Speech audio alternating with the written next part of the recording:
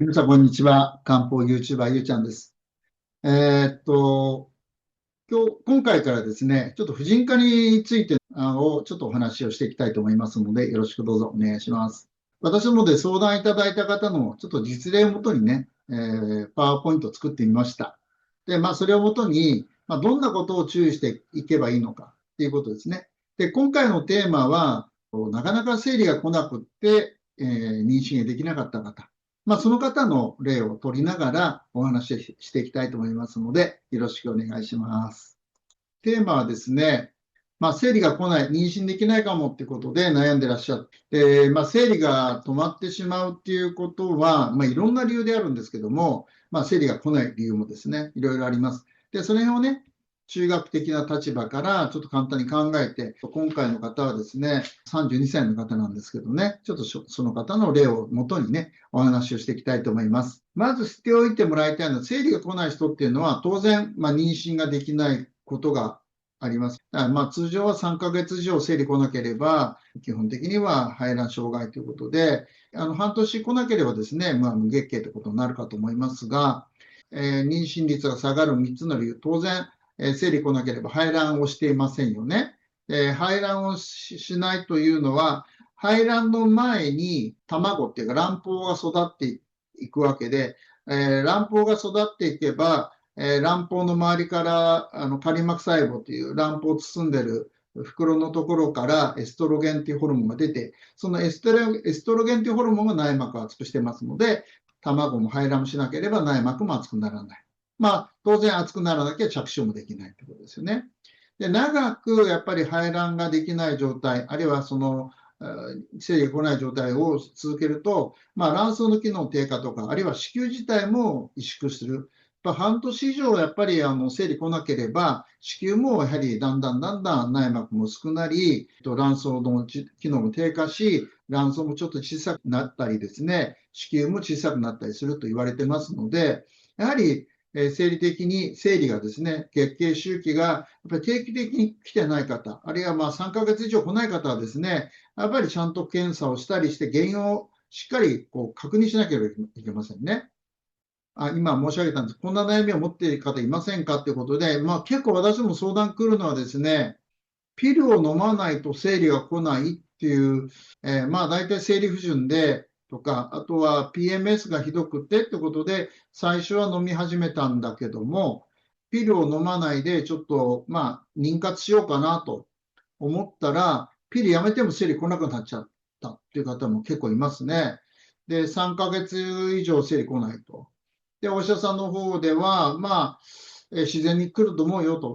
卵胞もある程度ちょっと育ってそうだからっていうことなんだけど、卵胞って卵巣って大体2センチぐらいの大きさなんですけど、その中に卵胞っていうのは、大体月経が来ると、その時に4ミリとか前後のですね、ちっちゃな小卵胞があってですね、元気な方だと10個以上見えるわけなんですけど、それが2、3個しか見えなかったり、それがだんだん5ミリ、10ミリと大きくなる。最終的には20ミリ前後で排卵するんですが、15ミリぐらいまでの卵胞っていうのはね、閉鎖してしまうことがあるんですね。閉鎖っていうのはなくなっちゃうことがあるのね。だから、卵胞もちょっと大きくなってるし、内膜も少し厚くなってるから来るんじゃない、もう少し様子見たらって言って、1週間ぐらいしても来ないから行ってみたら、卵胞なくなってるね、なんてこともある。生理っていうのはですね、非常にいろんな理由があるんですね。で、東大学ではこの下に書いてある冷え症があったり、貧血があったり、あと疲れですね。こういうのが溜まってしまうことによって、卵巣の働きが弱くなる。中学ではそういうのを気とか血とか、あとはホルモンのコントロールしているのを腎っていうんですけども、こういう気とか血と言われる、生理に関係する基本的な物質が足りなかったり、流れが悪かったり、あるいはもともとある生殖の働きをコントロールしている腎といって、働きがうまくいってないときですね。あるいは障害されているときに、こういうふうなことが起こりやすいと言われています。で、生理来るために必要な3つの力って言って、今申し上げた通りなんですけど、中学では、月経とか生理とか排卵とか妊娠を支えるためには、この3つ、血、気、腎と、この血、気、腎の働きっていうのが、本当に基本となります。これ以外にも、肝だとか脾だとかってその内臓の働き関係あるんですけど、究極のこの最終的な部分で絶対に外せないのは、血というもの、気という体を構成しているものですね。西洋学で言えばホルモン的なものとか、血流だとかね、そういったもの、あと自律神経とか、そういったことになるかと思います。で、中医学で血っていうのは栄養、豊富な栄養ですね。内膜を厚くしたりとか、卵胞を大きくしたりとかっていうことに使われる材料ですね。それから気というのは体を温めたり血液の循環、もっと言えば自律神経的なバランス、こういうものを気っていうものが働いてます。卵巣に行く血流が悪ければ、卵胞育ちませんから排卵しませんし、内膜も厚くならない。気という温めてる力が弱ければ血流が悪くなってしまう、そういう全体のコントロールする自律神経、こういうのも気ですから、こういったのがうまくいかなければ働きしませんね。だからこういったのは物質的に足りない、消耗している場合には生理が来なくなることがあります。腎というのはこの気とか血というこの体の構成している物質と違って、よく五臓六腑と言いますね。人間の体には五臓六腑あるんだよと、特に五臓といって5つ、肝、心、脾、肺、腎でね、5つある中の腎です。で、腎というのは、種を育てる力って書いてありますけど、先天的な、その生命力、成長とか発育とか生殖とか、あと老化とか、こういうものにすごく関係がある臓腑なんですけども、こういうものが、思春期であれば、あるいは、思春期ぐらいから腎が活発になっていくので、生理が始まったり、あるいは妊娠しやすい生殖期と言われる、25歳から35歳ぐらいのあたりっていうのは非常に活発なんですけど、こういう時に活発にならないいろんな理由があってですね、こういうのが原因になることがあります。だからこの血や気や腎のどれか一つでも不足してしまうと、生理や排卵、着床というのができなくなるんですね。じゃあなぜこういったこのことが起こるのかというと、今言った気とか血、腎と言われるものが消耗することが起きているとなりやすくなるということで、代表的な例で言うと、1番目には寝不足、多いですよね。現代人は本当に寝不足です。寝不足っていうのは寝る時間が遅い。例えば11時過ぎて寝るという方、圧倒的に多いと思います。それから、寝不足といえばですね、睡眠の質も絡むんですね。だから、例えば、寝る前、直前まで、例えば YouTube とかいろんな動画等々ですね、そういった目を使ったり、明るい部屋でずっと寝てたりするとですね、それこそ体の中のメラトニンだとか、そういった必要なホルモンが出づらくなったりとかっていうのはあるそうですけども、体の中のその視床下部って言われるそのホルモンの大元ですね、そこの働きがやっぱ低下するそうです。だから、やっぱり睡眠の質が浅い睡眠の方も多いですよね。2時間おきに目が覚めちゃったりとか、中途覚醒があったり、明るくなると目がすぐ覚める、あと音がすると目が覚めてしまうとかね。こういった睡眠の不足っていうのは、時間だけじゃなくて質の問題もあります。どちらかというと質の方があるのかな。それから、ムラなる睡眠。土日とかお休みの日にはたっぷりと12時間が寝るんだけど、普段は4時間ぐらいしか寝てないとかね。こういった方ですね。ショートスリーパーの方非常に多いみたいなので、あと30代になってくるとですね、基本的には卵巣の機能を落ち出すんですね。東洋学では28がピークでだんだん下がるんですけど、特に35からもうぐっと落ちます。だから35歳以上の方で生理がだんだん来なくなっている方の場合、あるいは卵巣の働きが、低下している方、ね、内膜がなかなか熱くならない方、これはもうその1番目の寝不足、寝不足はすごく注意してみてください。で、2番目、過労。睡眠と過労っていうのは連動することがありますが、特に、深夜に残業が多いとか、YouTube 等でですね、深夜まで見てる、映画を見てるとかね、そういったことで非常に脳を疲労させる方非常に多い。それから、結構遊んだりするのはすごく得意なんだけど、心の安らぎとか、ゆったりと過ごすとか、そういうことが少ないような気がしますね。だからただ単に家の中で寝てるとか、あとエステみたいなところに行って、なんかマッサージ受けるとかね、そういうことは多いのなく、自然と触れ合うとかですね、そういうことがすごく少なくなっているような感じがします。だから過労っていうのは単純に働きすぎだけじゃなく、精神的な疲労も含めて、特に精神的な疲労の方が測りづらくって、現代人は溜まりやすい。やっぱり情報量多すぎますんでね、脳がすごく疲労するんだと思うんです。で、そういう場合はやっぱり早く寝てあげるとか、あと自然なやはりところとの接点を設けるようにするとかね、必要になります。で、これはまあ連動するんだけど、ストレスということですね。ストレスは肉体的なストレス、精神的なストレス、まあ、非常にその現代人っていうのは時間のそのスピードがすごく速くなってる。まあ、移動手段もそうだし、それから情報も本当にこう速いし、まあ、こういったことが、まあ、脳を疲労させて、さっきも言いましたけど、頭の中の視床下部とか下垂体と言われる生理をコントロールしているとこね、そこがやっぱりストレスで連動するので、この辺はやっぱりよく考えなきゃいけないんです。で、ストレスが溜まる方っていうのは、呼吸が浅くなってますんで、呼吸が浅くなると、胸のね、この鎖骨の下が、硬くなりますから、まあ、僕ら針を打つときに、大体この鎖骨の下とか、この首を触るんですけど、硬い方が多いですね。はい。こういう方はやはり、呼吸を整えるために、スイミングなんかすごくいいんですよね。ブレスをすることによって、自分のこうゆったりとした呼吸がね、できるから、ぜひね、そういうことも含めてやってみてください。無理なダイエットね、これも多いですね。これ今回のテーマとずれますけど、大体 2500g 未満で生まれてくるのを、まあ、低出生体重児、まあ、一般的に未熟児って言いますね。その割合は先進国では圧倒的に日本が多いんですね。10人に1人と言われています。その原因がですね、お母さんの体重がやっぱり痩せすぎなんですね。が多いです。男性はメタボになっているのに、女性は逆に痩せてきているということですね。で、これはね、急激なダイエットとか、まあ、今流行りの糖質制限とかね、極端なことをずっとやりすぎるとうまくいかなくなります。はい。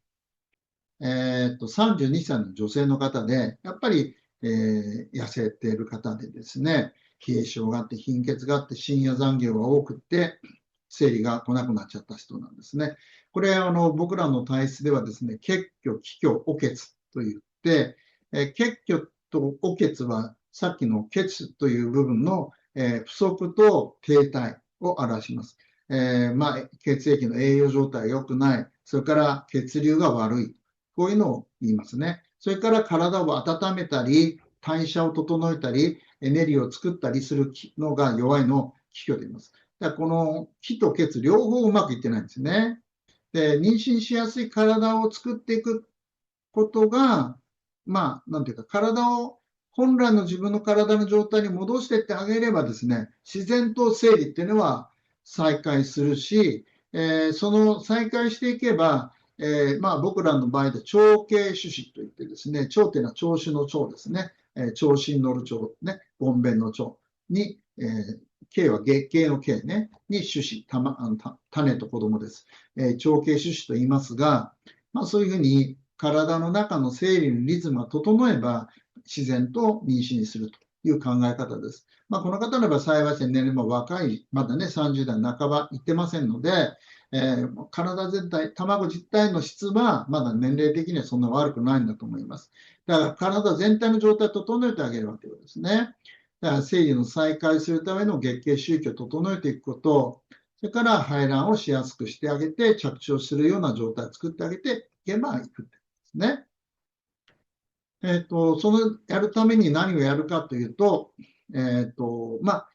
血に関して言うと補欠という、補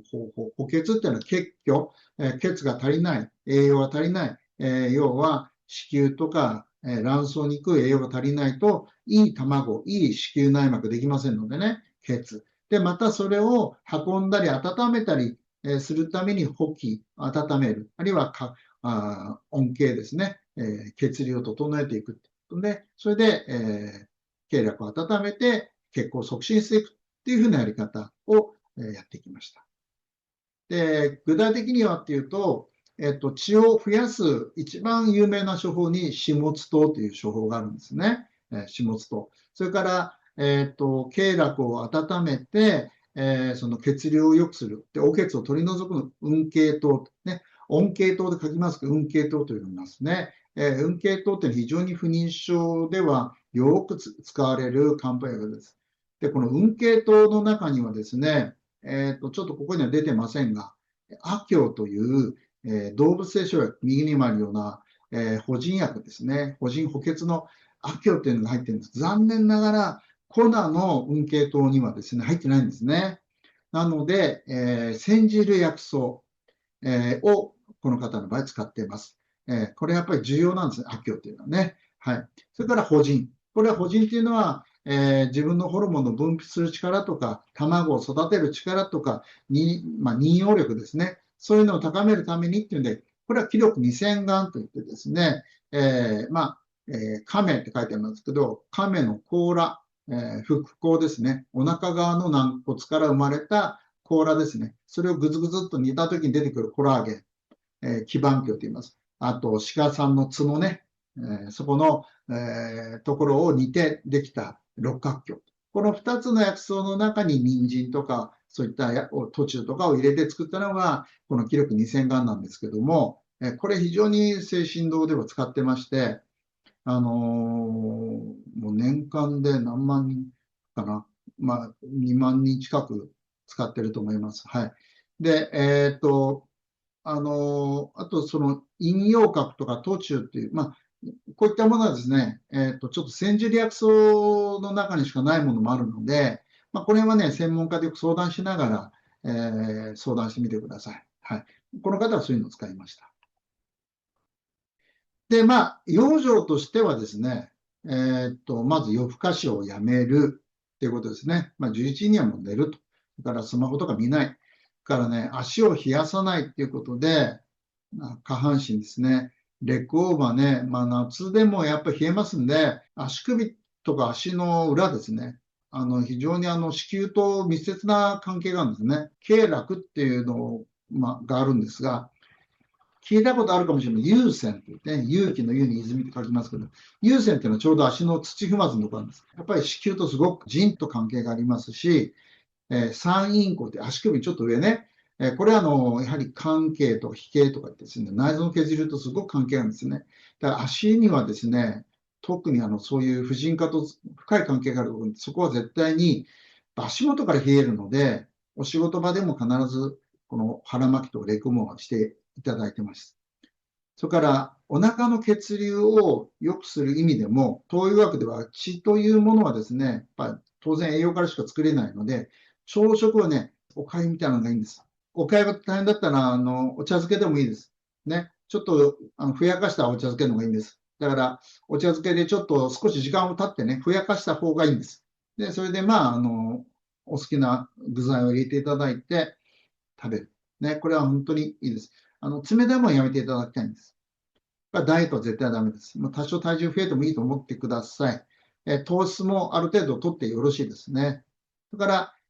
体を温めるという意味では、お風呂に入る。で、自分の体温、例えば36度5分だったら、そこからプラス3から4。夏場だったらプラス3かな。だから39.5。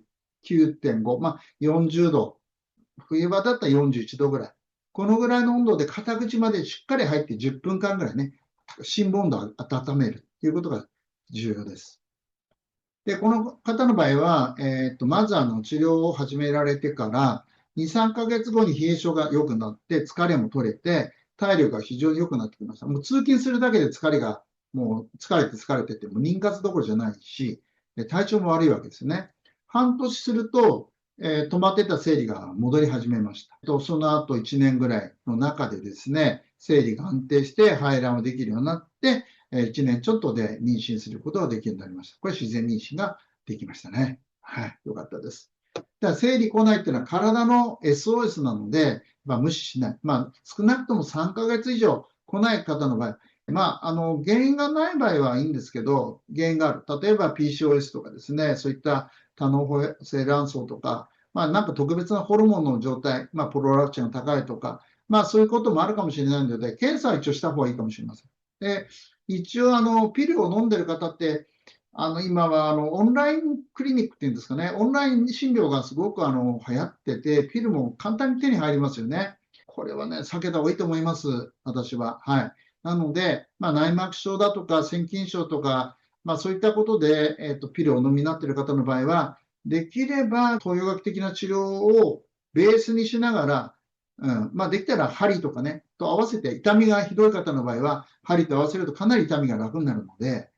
やってみていただければなと思います。から、冷え症っていうのも、やっぱり東医学の方ではすごくやはり不妊症の、大きな原因になってるし、貧血もそうですね。で、貧血は必ずしも血色素、ね、ヘモグロビンが低くなくても、例えば10切ってるとかじゃなくても、立ちくらみめまいとか、そういったことが、あと足がつるとかですね、あとお肌が乾燥とかですね、ドライアイとかドライマウス、そういったところもね、やっぱり貧血と関係があって、これ卵の質とすごく重要な関係がありますので、はい。あとストレスがついている場合ですね。あと体重。この辺も気をつけていかなきゃいけないので、ぜひ一度ね、よければ、ご相談いただければなと思います。ね。漢方に関しては先ほど言った、やり方。これは一つの例でございますので、必ずしも今日ご紹介した始末と鈍形とあるいは記録2000が飲めばみんながうまく妊娠できるということじゃない。あるいは生理が必ずしも再開するというわけじゃないので、体質をちゃんと見極めてってことなので、これは西洋学の診断とはまたちょっと違う方法なので、舌とか脈とか体全体をチェックしないといけないので、これは、全人的な医療であるところの東洋学を見てます。で、この辺は精神論にお任せいただければなと思いますので、はい。それでは今日はこれで終わらせていただきます。さようなら。